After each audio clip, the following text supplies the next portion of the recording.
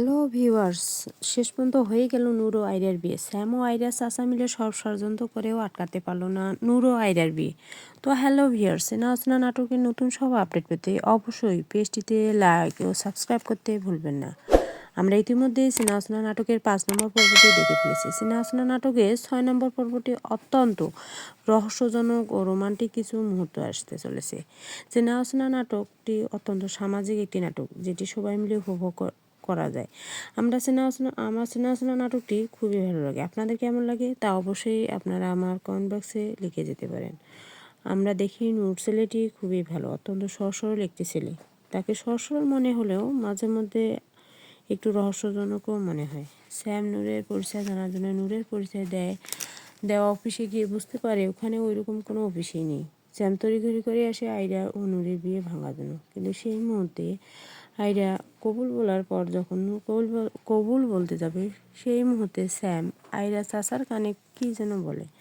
আয়রা চাচা খুব দাপটের সাথে বলে, কাজী সাহেব এই বিয়ে বন্ধ করেন। তখনই নূরের মামা বলে, কী জন্য বিয়ে বন্ধ হবে? আয়রা চাচা বলে, ওরা ফ্রড, ওরা জুচ্ছোট। স্যাম বলে, ওরা রাস্তার ফকির। আমার মনে পড়ছে, ওরা রাস্তার ফকির, ওরা ভিক্ষা করে। ঠিক ওই মুহূর্তে নূরের মামা বলে, আপনাদের কাছে কি প্রমাণ আছে যে আমরা রাস্তার ফকির? আমরা কখন বলেছি? নূর এমজি গ্রুপের এমডি, উনি জিএম গ্রুপের এমডি। ওই মুহূর্তে স্যাম ও আয়রা চাচা বলে, আপনারা নতুন করে আবার নাটক করছেন। কিন্তু নূরের মামা আত্মবিশ্বাসের সাথে বলে, আপনারা আমাদের চেয়ারম্যানের সঙ্গে কথা বলুন। স্যাম ও আয়রা চাচা ওনার সঙ্গে ভিডিও কলে কথা বলতে চাইলে নূরের মামা ভিডিও কলে কথা বলিয়ে দেয়। তো ভিউয়ার্স, এটা কিভাবে সম্ভব হলো? এমন নয় তো নূর আসলেই জিএম কোম্পানির এমডি? তাহলে তারা রাস্তায় ভিক্ষা কেন করে? চেনা অচেনা নাটকটি দিন দিন রহস্যজনক মনে হচ্ছে। এখন জানিয়ে দিই, চেনা অচেনা নাটকটি কবে কখন দেখতে পারবেন।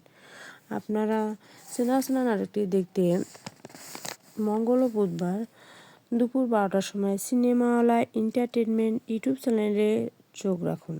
এবং চেনা অচেনা নাটকের নতুন সব আপডেট পেতে লাইক ও সাবস্ক্রাইব করে সাথে থাকুন। এবং আমার কথাগুলো আপনাদের কাছে কেমন মনে হয় তা কমেন্টে করে জানান। ধন্যবাদ।